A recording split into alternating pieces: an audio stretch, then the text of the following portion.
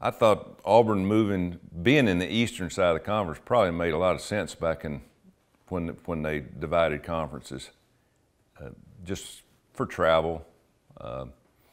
Obviously, you played Georgia.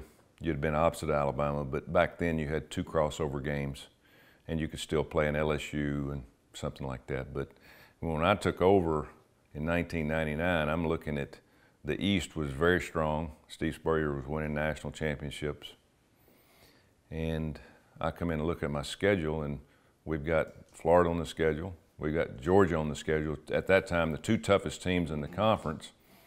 And then we had to turn around and play the Iron Bowl and LSU, and it was very tough, but we didn't complain about it then. There's no reason to complain about it now. I don't think that'll ever happen because you got too much tradition. You got too many things that are set in stone. Nobody likes change in a conference. Presidents don't. Especially that much change. You know, you can tweak something, and like going from 2 games that you cross over every year to 1 game that we did 7, 8, 9 years ago. Right. But I don't think it's feasible. It probably would make sense, but a lot of things that make sense never happen in college football, and I've been part of that.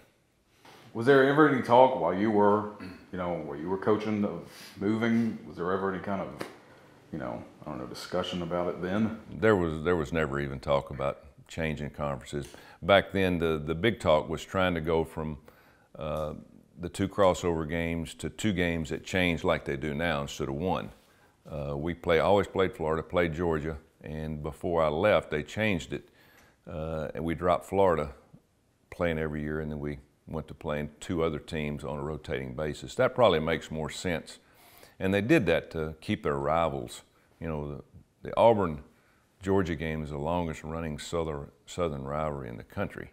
And you're not ever going to change that. And you should always play Georgia because it's so close a game and too many people involved and too much tradition.